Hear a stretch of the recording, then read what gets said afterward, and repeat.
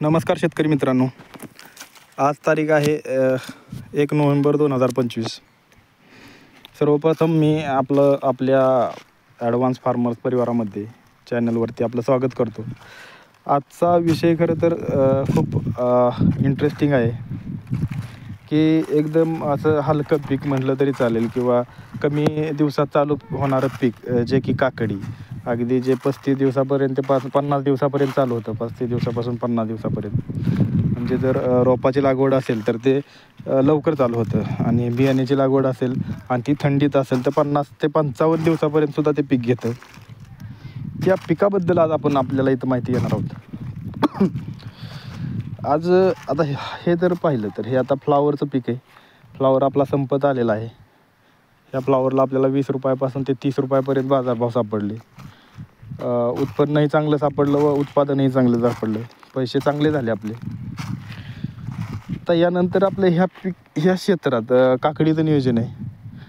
ते नियोजन आपण कसं करणार आहोत यावरती आपण चर्चा करणार आहोत. आता आजचा आपला विषयच असा आहे की एकरी काकडीचे 40 टन उत्पादन निघू शकतं का? हो, निघतं. एकरी 40 टन उत्पादन निघू शकतं आणि ते आपण काढण्याचा इथं प्रयत्न करणार आहोत. जर बघितलं आपण तर आपण आता पुढं म्हणजे नोव्हेंबर डिसेंबरमध्ये वातावरण कसं असेल, हे ढगाळ वातावरण. आज जर बघितलं तर ढगाळ वातावरण आहे सगळीकडे. हे ढगाळ वातावरण संपल्यानंतर कदाचित थंडी वाढू शकते. डिसेंबरमध्ये जानेवारीमध्ये थंडी जास्त राहील असा अंदाज आहे. एवढ्या थंडीतसुद्धा आपण काकडीचे उत्पादन जवळपास 30 टनाला क्रॉस करून 40 टनापर्यंत काढायचं असं नियोजन आहे. त्यासाठी आपण पूर्वतयारीही तशी करणार आहोत व खर्चही तेवढा करणार आहोत. तर पूर्वतयारीबद्दल पाहिलं आपण तर सर्वात आधी आपण आता ह्या ड्रीप काढून ह्या रानात सिंगल सुपर फॉस्फेट टाकणार आहोत व रोटर मारणार आहोत. सिंगल सुपर फॉस्फेटनं काय होईल, हा जो पाचोळा आहे तो लवकर कुजला जाईल व त्याचं मातीत रूपांतर होईल, ज्याने शेतीत सेंद्रिय कर्बाचं प्रमाण पण वाढेल. रोटर मारल्यानंतर आपण रोटर मारल्यानंतर आपण नांगरट करणार आहोत. नांगरट केल्यानंतर पुन्हा सरी काढणार आहोत. सरी अशी काढणार की त्या सरीमध्ये मध्ये नाळ राहील. ती जी मध्ये नाळ राहते त्यात आपण एकरी साळीचं कोंबड खत, ते कोंबड खत जवळपास 100 बॅगा टाकणार आहोत.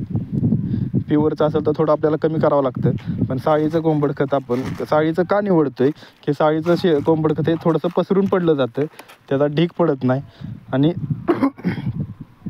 त्याच्यामुळे झाडाला कोणती किंवा झाडांच्या मुळ्याला कुठल्या झटका बसत नाही, म्हणून आपण साळीचं कोंबड खत इथं टाकणार आहोत. साळीचं कोंबड खत टाकल्यानंतर पुन्हा आपण त्यात बेसल डोस भरणार आहोत व शेणखत 2 ट्रायला एकरी टाकणार आहोत.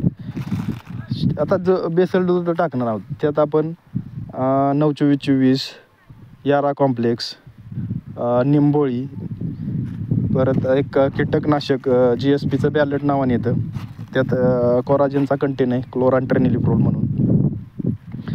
परत ह्युमिक टाकणार आहोत, मायक्रोरायझा टाकणार आहोत आणि सगळ्यात महत्त्वाचं थंडीत आपल्याला महत्त्वाचा असतो तो गंधक बेनसल्फ आपण यात टाकणार आहोत.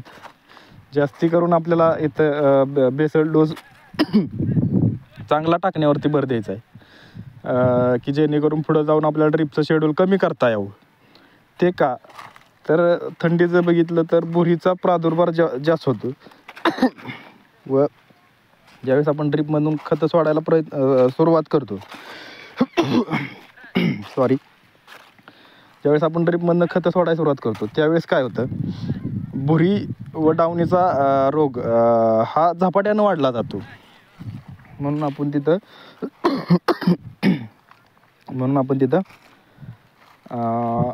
जैविक असेल किंवा ऑर्गॅनिक खतांचा वापर जास्त करणार आहोत ड्रिपमधून.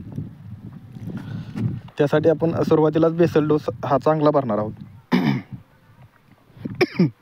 बेसल डोस व कोंबड खत भरल्यानंतर आपला जो बेड असेल तो 5 फुटी बेड असेल आणि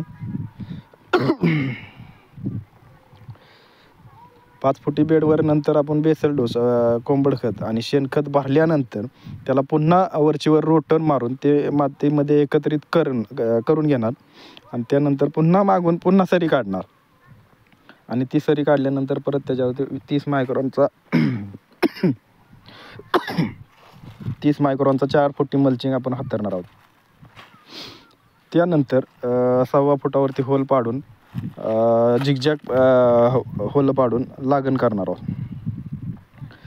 लागण केल्यानंतर म्हणजे लागण ही आपली बी टोपून असेल, रोपाची लागण नसेल. बी टोपून झालं की लगेच आपण वरून क्रॉप कवर त्याला हातरणार आहोत, जेणेकरून आपलं जर्मिनेशन लवकर व चांगल्या पद्धतीने व्हावं. तो क्रॉप कवर आपण जवळपास 25 दिवसापर्यंत तसाच ठेवणार आहोत. 25 ते 30 दिवसांनी ज्यावेळेस त्या वेलाला आऱ्या सुटायला सुरुवात होती, म्हणजे त्याला आपण मिशी म्हणतो, मिशी सुटायला सुरुवात होते.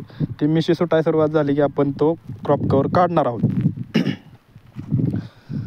तो क्रॉप कवर काढल्यानंतर आणि क्रॉप कवर काढायच्या आधी जे आपण शेड्यूल ठेवणार आहोत, क्रॉप कवर वरून सुद्धा अगदी क्रॉप कवरला वरून घासून 1 इंचाचं अंतर ठेवून आपण जर फवारा घेतला तर ते औषध आतमध्ये जाऊन त्या झाडावरती पडलं जातं. तर हे आपण पुढच्या व्हिडिओत ज्यावेळेस आपण काकडी करू आणि क्रॉप कवर हातरू त्यावेळेस ते आपण तुम्हाला दाखवू की क्रॉप कवर हाताळल्यावरती फवारणी कशी घ्यायची. आणि जे ड्रिंचिंगचं आहे ते ड्रिंचिंगचा विषय असा राहील की ड्रिंचिंगचं बऱ्यापैकी हे ड्रीपमधनं सोडलं जाईल आणि ज्यावेळेस आपण एक 10 ते 12 दिवसानंतर जिथं रोप उगवलेलं नाही बी तिथं पुन्हा सांधण्यासाठी आपण पुन्हा तो क्रॉप कवर काढणार आहोत.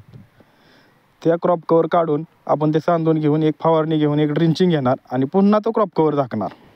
थोडंसं आपल्याला त्रास जास्त होणार आहे तिथं, पण तो त्रास घ्यावाच लागणार आहे. आणि ज्यावेळेस क्रॉप कवर काढू आपण 25 ते 26 दिवसानंतर ज्यावेळेस क्रॉप कवर काढल्यानंतर लगेच एक औषध मारून लगेच तारकाठी चालू करायची. तारकाठी चालू केल्यानंतर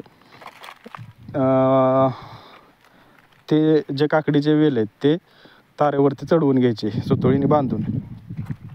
त्याला इन्सेक्ट नेट वगैरे कुठलीही चालत नाही, आपण त्याची डायरेक्ट बांधणी करणार आहोत. बांधणी केल्यानंतर मग तिथून पुढचं आपलं रेग्युलर शेड्यूल चालू राहणार.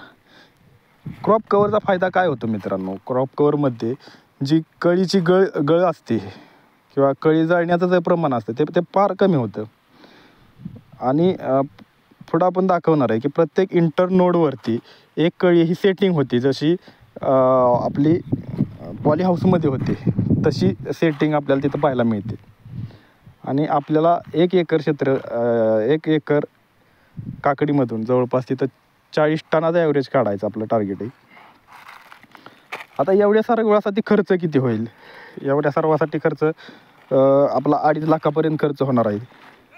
आणि जवळपास 1500 जरी कॅरेट धरले, 30 टन जरी माल धरला तरी आपल्याला तिथं किमान 20 रुपयापासून ते 30 रुपयापर्यंत बाजारभाव मिळतील असा अंदाज आहे. जर अंदाज बघितला आपण तर 20 जानेवारी ते 11 फेब्रुवारी हे चांगले बाजार राहतील. इथून पुढे बाजार चांगलेच राहतील, पण जो आपले जिथं काकडी हार्वेस्टिंगला येणार आहे, जो आपण एक पिरियड काढलेला आहे, तर 20 जानेवारी ते फेब्रुवारी संपूर्ण अगदी 5 मार्चपर्यंत काकडीला बाजारभाव बऱ्यापैकी चांगले राहतील. 20 रुपयांनी जरी बाजारभाव धरले आपण तरी अगदी 20 किलो कॅरेटचे 400 रुपये झाले. खर्च वजा होता 350 रुपये जरी हातात आले तरी 1500 कॅरेटचे किती होतात? जवळपास 6 लाखाच्या आसपास, म्हणजे 3.5 आणि ते 2 4.5 5.5 लाखाच्या आसपास आपले पैसे होतात. आणि त्यातून 2 लाख रुपये जरी खर्च धरला, 2-2.5 लाख रुपये, तरी जवळपास 3 लाखाच्या आसपास आपल्याला 3-3.5 महिन्यात कमीत कमी मिळणार आहेत. जास्तीत जास्त आपल्याला 7 ते 8 लाखापर्यंत आपल्याला जायचं आहे, तिथं जाण्याचा प्रयत्न करायचा आहे. व त्यातून 2.5 लाख रुपये जरी खर्च धरला तरी 5-5.5 लाख रुपये आपल्याला 3 ते 3.5 महिन्यात शिल्लक ठेवायचं आहे. असं नियोजन आपण काकडीतून केलेलं आहे. हा झाला आपला काकडीबद्दलचा विषय. लवकरच पुढील व्हिडिओत आपण कलिंगड असेल, खरबूज असेल किंवा दोडका पीक याबद्दल बी माहिती देणार आहोत.